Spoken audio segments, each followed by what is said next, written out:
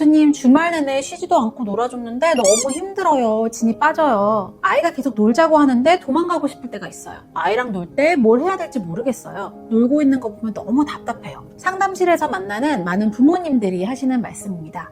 아마 이거 보고 계신 여러분들도 비슷하실 거예요. 사랑하는 내 아이와 노는 건데 왜 이렇게 숙제처럼 느껴지고 힘이 들까요? 제가 보면 보통의 부모님들은 이미 충분히 노력을 하고 계세요. 다만 놀이라는 것 자체를 조금 오해하고 있을 때가 많습니다. 시간을 알차게 채우고 뭔가 특별한 경험을 시켜줘야 좋은 부모라고 생각하시고요. 아니면 놀이를 통해 아이에게 뭐 하나라도 더 가르쳐야 한다라는 부담감을 갖고 계세요. 그런데 이런 부담감만 내려놓으셔도 육아가 훨씬 가벼워집니다. 오늘은 아이도 행복하고 부모도 지치지 않는 진짜 놀이의 비밀을 이야기해보려 합니다. 본론으로 들어가기 전에 도대체 놀이가 왜 그렇게 중요한지 말씀드릴게요. 단순히 아이가 심심하니까 시간을 때우는 걸까요? 아닙니다. 우리 아이들의 뇌는 놀 때 가장 폭발적으로 성장합니다. 놀이가 아이들의 사회정서, 인지, 언어, 관계 형성 등 모든 영역의 발달을 촉진한다는 건 이미 많은 연구에서도 밝혀졌어요. 즉, 잘 노는 아이가 학습 능력도, 사회성도, 정서 조절력도 좋습니다. 그래서 WHO에서도 영유아기에는 덜 앉아있고 더 많이 놀아야 건강한 발달을 할 수 있다고 권고하고 있어요. 하지만 최근 사교육에 대한 부모님들의 불안감, 낮은 출산율로 인한 놀이 공간의 협소화, 이런 여러 문제들 때문에 자발적인 놀이 경험이 부족한 아이들이 늘고 있습니다. 놀이 부족은 정서 조절의 어려움, 학교 부적응, 인지 능력 저하, 행복감 저하와 연결이 되고요. 어떤 어른이 하루 종일 레고를 갖고 놀았다고 하면 그저 휴식했구나 라고 생각하시잖아요.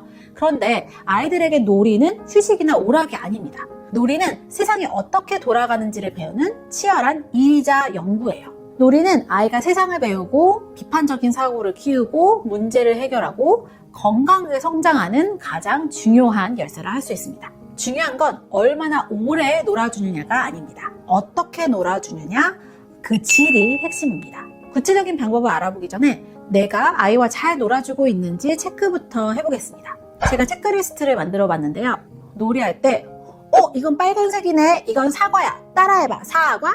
이렇게 가르치진 않으셨나요? 아이가 블록을 와르르 무너뜨릴 때 아깝게 왜 그래, 다시 예쁘게 쌓아야지 라고 말리시진 않으셨나요? 그리고 놀 때 내가 아이보다 말을 더 많이 해서 아이가 내가 하자는 대로 조용히 따라오고 있지는 않나요?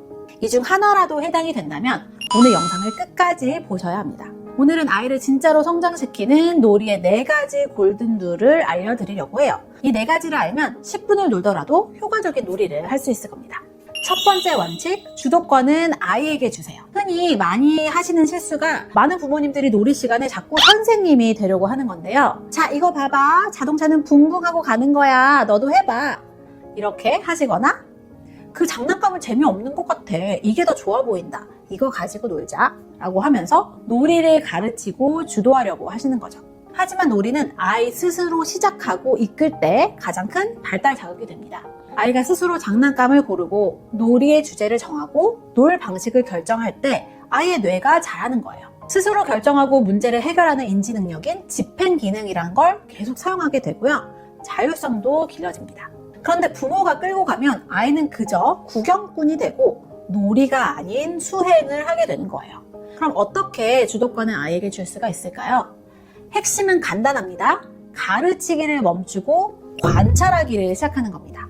그럼 우리 아이가 진짜 좋아하는 게 보일 거예요. 놀이를 시작할 때 딱 3분만 아무 말 말고 아이를 관찰해 보세요. 아이의 시선이 머무는 곳이 바로 오늘의 놀이 주제입니다. 아이가 자동차를 굴리고 있나요? 그럼 부모님도 옆에서 다른 자동차를 굴리거나 자동차 길을 만들어주세요. 아이가 블럭을 갖고 놀고 있나요? 그럼 같이 만들어 보세요. 아이의 관심사를 이렇게 따라가다 보면 아이와 눈 맞출 기회, 같이 웃을 기회, 대화를 나눌 기회가 늘어나서 아이의 정서 발달도 돕습니다.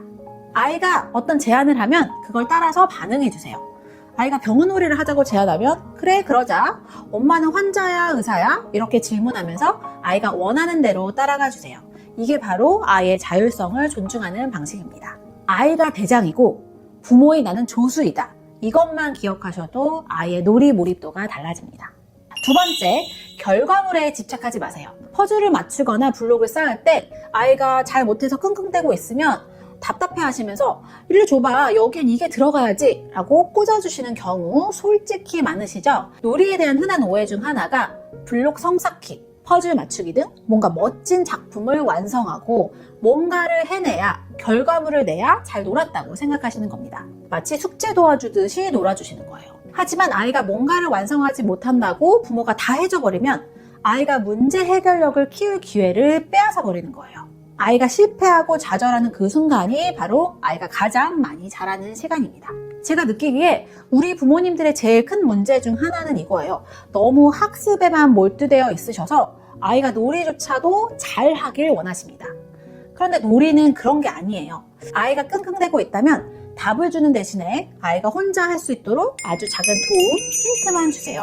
이거를 심리학적인 용어로 스캐폴딩, 기계 설정이라고 하는데요. 쉽게 말하면 아이가 다음 단계로 넘어갈 수 있게 그 사이에 징검다리를 놔주는 거예요. 예를 들어서 정답을 주지 말고 질문을 대신에 던져주는 거죠.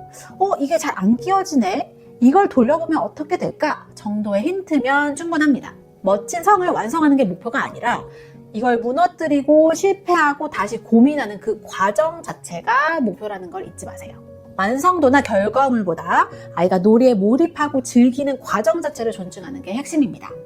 아이가 뭔가를 할 때 지시하거나 결과물을 내놓도록 대신 해주지 마시고 네가 블럭을 이만큼이나 높이 쌓았구나 처럼 과정을 격려해야 아이의 성취감도 커지고 놀이도 더 즐길 수 있습니다. 세 번째는 리액션입니다. 혹시 아이 옆에서 다른 생각하시면서 그래 잘했어? 이렇게 기계적으로 대답한 적 없으신가요? 아이들은 사실 귀신같이 알아요. 엄마 아빠가 내 마음에는 관심이 없구나 하고요. 그렇다면 어떻게 반응해야 될까요? 저는 부모님이 거울이 되셨으면 좋겠어요. 거울은 내 모습을 평가하거나 칭찬하지 않죠. 있는 그대로를 비춰줍니다. 아이의 행동을 거울처럼 말로 비춰서 묘사를 해주세요. 예를 들어볼까요? 아이가 그림을 그릴 때 잘 그렸네 보다는 파란색 크레용으로 동그라미를 아주 크게 그렸구나 라고 말을 해주는 거죠. 내가 하는 행동을 엄마 아빠가 말로 똑같이 읽어줄 때 아이는 자신의 존재가 거울에 비친 것처럼 선명하게 느껴집니다. 부모님이 나를 온전히 지켜보고 있구나를 느끼는 거죠.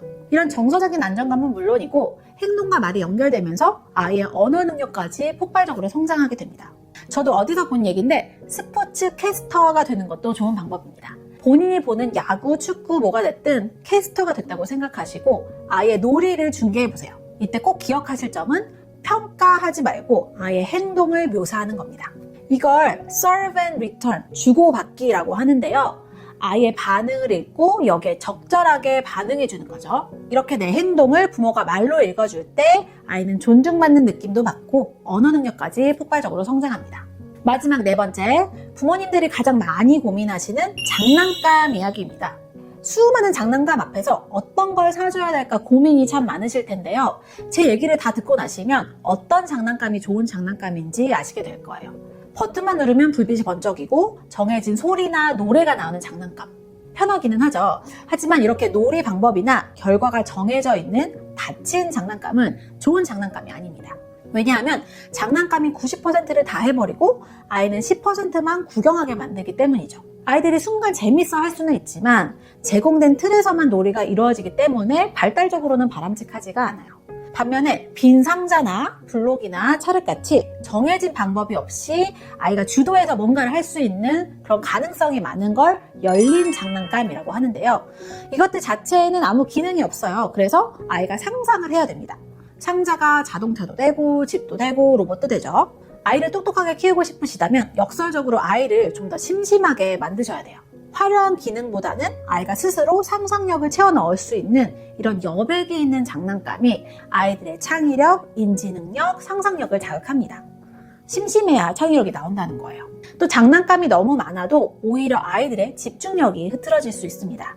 환경에도 여백이 있어야 아이가 좀 더 자유롭게 탐색을 할 수가 있어요. 그래서 집에 장난감이 너무 많으시다면 눈에 보이는 장난감의 수는 좀 줄이고 나머지 장난감은 다른 곳에 잠시 넣어두었다가 주기적으로 로테이션 하시는 것도 좋고요. 화려한 장난감은 좀 적더라도 집안의 생활용품이나 냄비나 휴지심 이런 것들로도 아이들이 얼마든지 오히려 더 즐겁게 놀 수도 있습니다. 하나 예시를 들자면 저는 주방놀이가 가장 좋은 놀이도구 중에 하나라고 생각하는데요. 실제 생활에 쓰는 도구들을 아이들이 상상력을 동원해서 놀아야 되거든요. 어제 엄마가 만들어준 요리를 흉내내기도 하고 역할놀이도 하면서 아이 발달에 매우 좋은 놀이가 됩니다. 자, 오늘 내용을 정리해볼까요? 첫 번째, 내가 가르치지 말고 아이를 따라간다.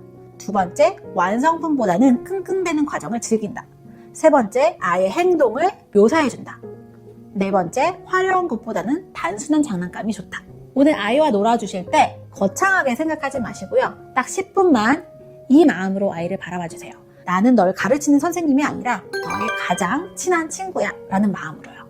아마 아이의 눈빛이 달라지는 걸 느끼실 겁니다. 그런데 오늘 영상을 보시고 교수님 원리는 알겠는데 우리 애는 아직 돌도 안 지났는데 뭐하고 놀죠? 5살인데 친구랑 매일 싸워요. 이건 어떻게 놀이로 풀죠? 이런 구체적인 궁금증이 드실 거예요. 그래서 다음 영상에서는 0세부터 5세까지 연령별 맞춤 놀이 팁을 준비했습니다. 오늘 영상이 도움이 되셨다면 구독과 좋아요 부탁드리고요. 궁금한 점은 댓글로 남겨주시거나 상담소 링크를 눌러주시면 다른 영상을 만들어서 같이 이야기 나눠보겠습니다. 지금까지 발달심리학자 유하나였습니다. 감사합니다. 영상 아래 설명란을 보시면 아이박사 하나박사 온라인 상담실 링크가 있어요. 아이 발달이나 양육에 대해서 궁금한 점이 있으시면 링크를 눌러주세요.